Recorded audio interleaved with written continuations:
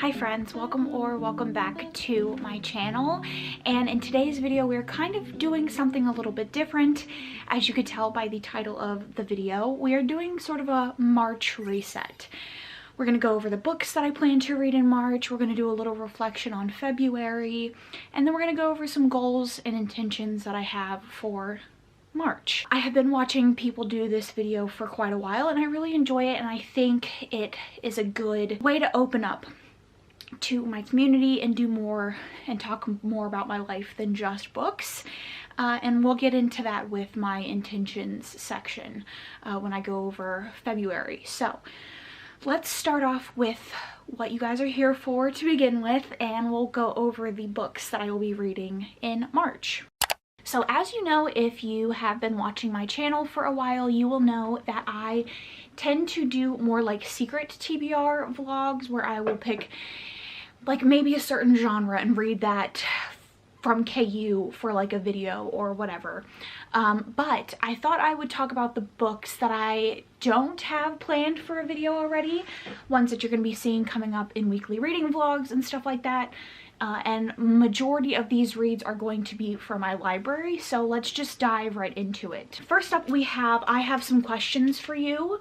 This is, I don't quite know what this is. I think this could possibly be a mystery or a literary adventure. It's about a woman who is a film professor and a podcaster. She's very happy with her life, and then she moves back to her New Hampshire town and she becomes obsessed with a case that happened in her childhood. Timely, hypnotic, and populated with a cast of unforgettable characters. I have some questions for you. Is at once a compulsive page turner and a literary triumph. So it is quite a thick one.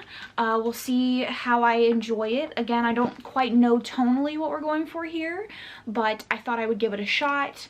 It is a fairly new release. I think it came out in February, so I'm excited to see how I feel about it. Next up is a thriller that I have heard quite a bit about. This is another newer release. It came out in November, and that is Things We Do in the Dark. So this is about Paris, who is arrested in her own bathroom after her celebrity husband is found dead. And then we're also following 25 years earlier, another woman who is convicted of a similar murder in a trial that becomes a media sensation. Giving me very much the same energy as the Book of Cold Cases. Not quite the same, but I'm hoping that it has like the same feelings. I really enjoy women-centered thrillers, so I'm excited to give this one a shot. Next up, we have another book that I really don't feel like needs any introduction, but we have The Invisible Life of Addie LaRue. I have not had the best luck with V.E. Schwab in the past. I have read a couple of their things and they're never my favorite things, but this one seems to be a well-loved novel from people that like V.E. Schwab and people that don't like V.E. Schwab, so I wanted to give this a shot. So this is about Addie LaRue, who makes a deal with the devil to live forever, but the caveat is that everybody will forget who she is the minute they stop looking at her.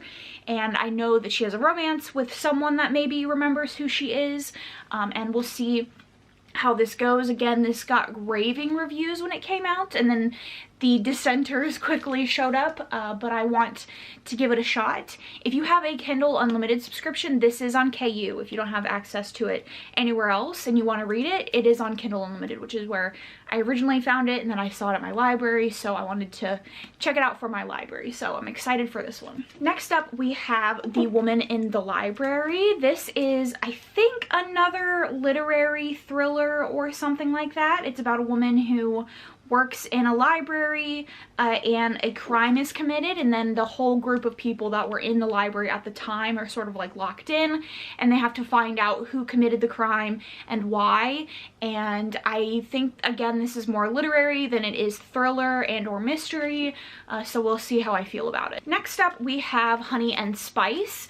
I have heard great things about this romance. I believe it is a fake dating situation. So she has a popular student radio show, and she sort of denounces players and, you know, guys that are just not the best romantically on her radio show, and then she gets caught kissing one of them and she has to enter into a fake relationship to like salvage their reputations. I've heard good things about this. I've seen some 5 stars recently, so I'm excited. Do I need to keep saying that?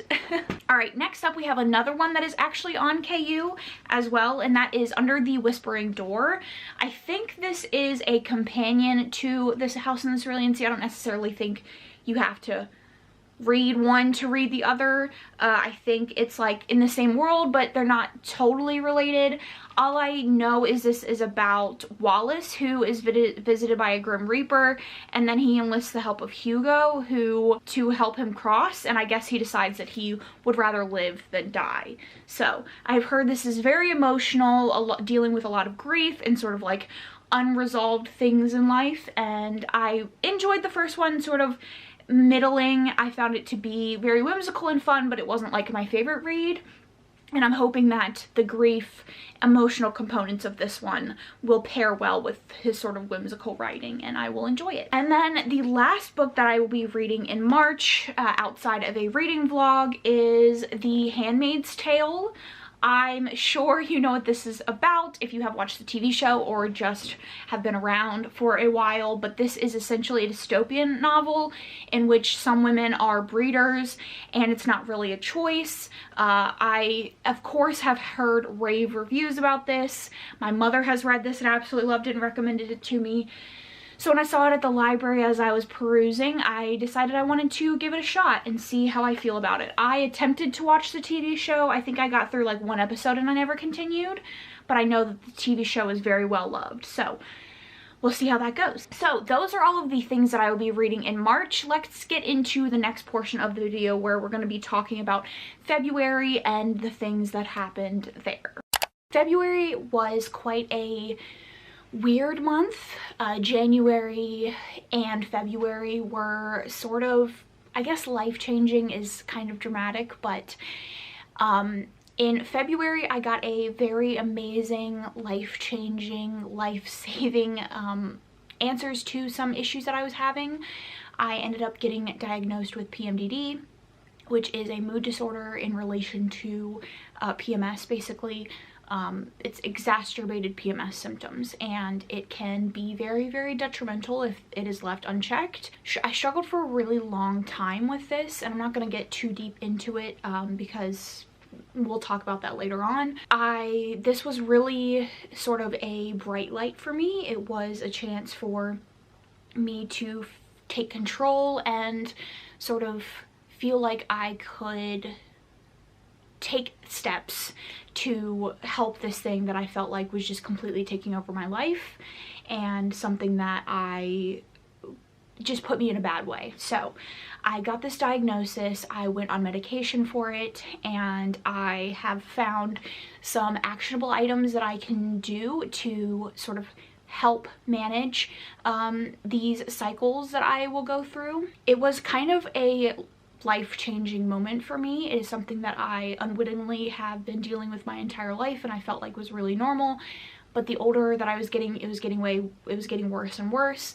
And now I feel like I have prepared myself, and I also feel like I'm not alone. Like I have these words that I can use to describe what's going on with me, and I'm not the only person that is dealing with it, the only person that has dealt with it. And I don't have to isolate myself and be ashamed of what I'm feeling and all of that. So that was a major revelation for me in February. And it also sort of made me feel like I was alive again, like I had some hope. That sounds quite dark, but it was a dark time, and I felt like I didn't have really anything to live for. And having this diagnosis and reaching out, or having this diagnosis and like looking for other people that have had PMDD and have managed it, and kind of learning what they did and trying to find things that will help me. I set up some steps that I want to take going forward, some habits that I want to create, and really like focus down on these struggles and what I can do going forward and how I can help other people that have PMDD or what have you. So that's sort of what happened in February. Some other things happened that I will talk about when I get into my habits and intentions for March, but that's like the largest thing. So let's get into what I plan to do for March. To start off with, I feel like I have to share with you my Notion page. So previous to using Notion, I was very much a like by the book, paper and pen planner. And I would have all of these different planners that I would use for like content creation, and then I would use like a Google Calendar for the rest of my life, and then I would like have a journal on the side that I would sometimes use. And then I decided that I wanted to go digital just because it's easier. I can do it on my computer, I can do it on my iPad, I can do it on my phone, and it's like this really accessible thing that I can have all aspects of my life sort of like noted on.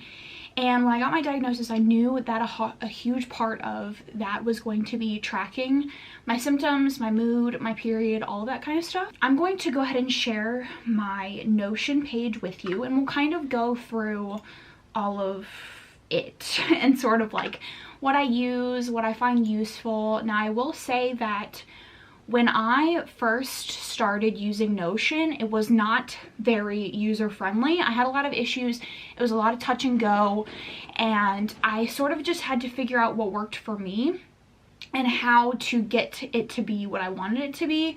So it's not the most in-depth, it's not the most pretty, but it is very like usable for me. And I'm constantly working on it, I'm constantly changing it. So first up, this is my dashboard. This is the page that you see when you open up my Notion. I'm a huge, like, I love paintings and I love the way paintings look, especially like oil paintings and things. And so this is just like a cover photo that I wanted to use. I'm not I don't massively care about the way that the Notion looks. So I just picked a picture that I really enjoyed. But first up, I have it broken down into today, this month goals, and like miscellaneous things. And this is not really like any particular organization. I just sort of felt like maybe it fit in there. And then I just have like a calendar that I can look over that I usually use for like content creation and stuff like that. So let's just jump right into it. So first up, we have my habit tracker.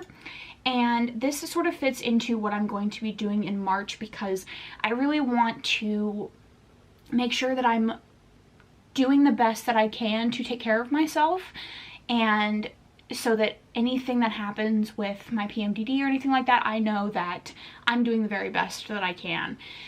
And so that includes a lot of trackers, a lot of maintenance. And so the 4 goals, the 4 like habits that I really feel strongly about tracking is journaling, making sure that I'm staying hydrated, make sure that I'm stretching and moving my body every day, and then medication, which is what I'm taking every day. So I started tracking this after I got my diagnosis. I had a habit tracker before I started using Notion in December, and so I had a habit tracker that I wasn't really using all that much. And so when I knew that I needed to get very serious about making sure that I'm tracking my moods and things like that, I wanted to make sure that I'm using my trackers and that I know exactly what's going on. So as you can see, I was diagnosed on the 14th. I started my medication on the 15th, and then I have been tracking everything since then. I will say journaling and things like that, when I'm not in a cycle, I don't really feel the need to journal every single day. It's more something that like if I'm feeling really worked up, I will journal for a couple of minutes, and then once a cycle actually starts, I will try to journal every single day just to like get at how I'm feeling. But if I don't think I can journal that day, I have other trackers and things that I can use to sort of notate what's going on that day, even if I'm not like doing a full-out journal entry. Then we have my weekly to-do list. This is something that I use every single day, and the thing that I like about Notion is that you can move everything around. So if I wanted to do, like say I wanted to get this done on Friday and I didn't, I could move it to another day, like that I wanted to get it done. And so like today is Saturday, and I had my to film this video on Sunday, but I had already, like, I'm obviously doing it. And so if I wanted to, I could move it over to Saturday, I could mark it off, I could do whatever. And I really enjoy that, and then I can reset it every single week. I've thought about ways to fix this so that I'm keeping everything that I'm doing from previous weeks, but it's just not like a massive, it's not like massively important to me because I'm tracking so many other things that like the day-to-day of what I'm doing, I don't really feel the need to have. And then of course I also have the same calendar that you guys just saw of like, this has occasional appointments and stuff that I need to remember, but mostly it's like my content. So this, I would say, is the tracker of all trackers. So it is my mood tracker, my symptom tracker, and also my period tracker. So the symptom tracker, it has every single day, like all the days of the month, but I'm going to use it for just my PMDD cycles. So I know exactly how I'm feeling that day, and I have the very stereotypical symptoms of PMDD and things that I deal with personally, like the symptoms that I experience. And so February, I obviously started feeling a cycle symptom today, the 25th. So I marked what it was, and then I will continue to do it into the next month, and then I will keep these will stay around. And then I also have a mood tracker that I haven't started yet. This will be for every single day. I originally just had like my symptom / mood tracker for PMDD and my regular moods, because I was just tracking like anxiety, depression, and then like when I was feeling very neutral or I was feeling particularly happy or optimistic, I had those on here. But I want to really know, like I want to really track exactly what's going on and exactly how I'm feeling. So I kind of separated them. So I know that I have my PMDD feelings, everything that's going on with my PMDD tracked in that tracker, and then my mood tracker I can track with other things like as well. So next up we have my budget, my journal. I'm not gonna go over those with you. And then I have just this task that I need to do next month in March for my ferrets. And then we also have some sort of like life goals and also goals for social media and an area for me to do my reflections. We have my book reviews for 2023. It's basically just a spreadsheet that looks like this that I can mark exactly what I've read, what I've rated it, how I read it, if I owned it or borrowed it, and what date. And then brain dump is anything non-content creation related. So like TV shows I want to watch, mangas I want to read, stuff like that. We're going to get into my goals for March and the rest of the year, but first we're going to start with my reflections. So this is an area that I can note all of the things that were good and bad about the month, so that I can look back on them. So obviously in my previous section I talked about my PMDD diagnosis and my medication, and this has sort of sparked a lot of really good things that I found through this. So I started a new eating, workout, and tracking routine, and I also worked a lot on my mentality around working out, my body, and my periods. So I had a lot of issue in particular around like working out and the way that I looked and stuff like that. As I'm getting older, my body is changing, and there are certainly things that I could be doing to take better care of myself, but also like I'm not 18 anymore. I don't need to have an 18-year-old's body, and it's outrageous for me to feel awful about myself because I don't have that body anymore. So I've just been doing a lot of work around that, and I think getting my diagnosis and getting to a place where I feel like I want to take care of myself for the sake of, if I have a cycle, if any little thing will help, then I want to be doing that, has sort of changed the way that I view working out. Like working out has sort of become this thing where it's like I need to do it, you know, like before it was like, oh, I'm dreading it, I know I have to do it, but like now it's like this better relationship I have with it, where it's like, well, if I do yoga today, like I'm gonna feel better, right? And if I'm going through a cycle and I get up and I do yoga, like that's one thing that I'm like not beating myself up about. I'm not just like laying in bed and beating myself up about laying in bed. So that's also changed the way that I look at my periods. My periods have always sort of been something that I dread. I think like a lot of people do with periods, just because of like just feeling generally gross, I think, around periods. And so this whole like discovering what PMDD is and how that plays with your cycle and stuff like that, like your period cycle, has really helped the way that I look at periods, because PMDD starts before your period starts, and usually within the first couple of days of your period starting, your PMDD symptoms will stop.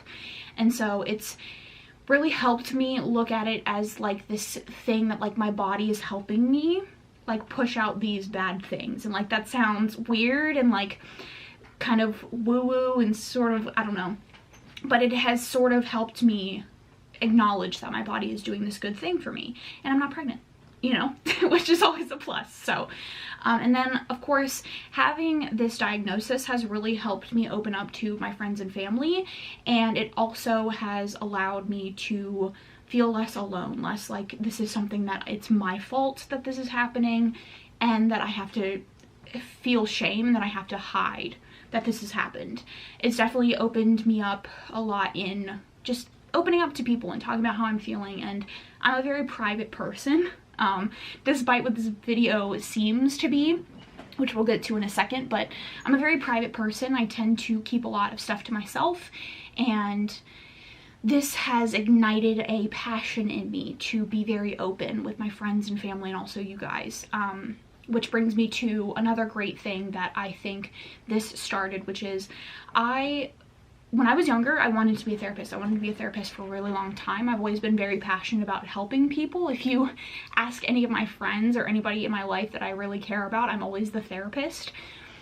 People will come to me with their problems, and I'm like, okay, well, let's work through it together. How about this and this and this and this? So that's just always sort of been my personality, and that's not the trajectory that my life has taken. I'm obviously not a therapist. And so I feel very passionately about being open and honest about PMDD on my channel, and making content that focuses around mental health and things like that, because I think even though we're becoming more willing to have those conversations, one more voice towards being, you know, towards those conversations can always help. And especially with PMDD, which is a diagnosis that not a lot of people know about, I think it could really help. And I feel very passionately about being able to discuss that openly, and just sort of being another voice in the advocacy for being open with mental health. So I have started a series on my channel relating to PMDD. The first video should be coming out in a couple of weeks about my diagnosis and how I felt and all of that kind of stuff. And I'm going to take you through my first cycle after my diagnosis, which is coming up soon. And that's going to probably be a reoccurring thing on my channel, where I just talk about how I'm feeling, maybe a reoccurring series around PMDD, going through my cycles and stuff like that, and just like how I'm feeling and how that's going. And I want to be more, I want my channel to focus more on that aspect of things, of life, of just getting through it and living a daily life and reading and finding hobbies that you really enjoy, but also being very open about how I'm feeling day to day and what I do to manage anxiety and things like that. So it's sort of made me feel like I have a purpose on YouTube. And that sounds silly, because you can come on YouTube and you can just like make videos for the hell of it and have fun and talk about books and things like that. But I also feel like this has just helped me hone into what I want to do on here. And I'm still going to do bookish things, because that is such a huge part of my life. It's been a huge part of my life for years now. And I still want to make bookish content. I want to make videos about books, and that's still going to be a huge focus, but I'm also going to be including things like that, just because I feel like it's important. And then I also have some things down here at the bottom that I feel like I need to work on, just in relation to like my diagnosis, and feeling like I have this diagnosis and I know, and I feel more optimistic and I know how to handle it. And that's also in itself sort of something that can send you into a spiral, because like I feel really good now, but what if I don't feel really good when it actually happens? And like allowing my anxiety from keeping me doing things. So things that I need to work on, things that I'm very proud of in February, and I want to keep doing this into March. I want to highlight the good and the bad, things that I want to work on, things like that. So there is also this next section where I have my life goals. These are things that I feel like will help me mentally and just get me to a place where I feel more fulfilled. And so I have it broken down into weeks. First is exercise 3 times a week, journal 3 times a week, 1 date night a month, and then 1 like self-care activity a month. And as you can see, majority of those has happened this week. Like I said, I just started tracking all of this stuff very recently. I actually just made this last week, earlier this week. And so I've already exercised 3 times this week. I've journaled 3 times this week, and I'm also going to see a play with my mom tonight. So I would consider that a self-care activity. It's something that I really enjoy doing, that I haven't done in a really long time, and I'm very excited for. I love the theater. In another lifetime, maybe I did something in theater, but yeah, so I'm excited to kind of keep up with this and make sure that I'm not letting anything get in my way of doing these things. So, and then I will continue with each week in March, and so on and so forth. Social media, which is really just YouTube. I have an Instagram, a Bookstagram, and I don't really keep up with it all that much. Like, I post occasionally, but it's not something that I'm like actively working on like I do with YouTube. So I kind of just have a little section here of like YouTube ideas. Usually if I have an idea for something, I'll just add it to my content calendar. Like, I have my content planned out until June. And then we also have obviously my calendar that we've seen in several other tabs, and then we have my YouTube goals. So I have had my YouTube channel for several years now. I started it in January of 2020. And it's now 2023, and I had some goals that I set in the end of last year for my YouTube channel that I wanted to meet, and I wanted to keep track of them. Let's go ahead and go to my analytics for February. So I'm not anticipating at the moment that I will reach the 1,000 if I just keep on the track, but you know, who knows, anything could happen. And yeah, I'm doing things that I really love. At this point, I wouldn't be doing it if I didn't really love it. And now that I am adding these things to my channel and I have places that I want to go and things that I want to do and things that I feel passionate about, it's really kept up my love for YouTube. So that is going to be it for my reset for the month. I might change this up in the months to come, but I think this is like a great video to have, just to sort of like log what I went through the previous month and my goals and aspirations going forward. Let me know down below some goals that you have for yourself in March. I would love to know. Let me know some books that you're planning on reading. If you don't have anything to say, leave a book of some sort down in the comments. Thank you so much for watching. If you're looking for more content from me, you can check out my Instagram or my podcast Instagram. You can also check out my podcast on all your favorite streaming platforms. It is a horror podcast. It's a lot of fun. We are currently on hiatus, but we're hoping to start again soon. Don't forget to subscribe if you're looking for more content like this. Thank you so much for watching, and I'll catch you guys in my next one.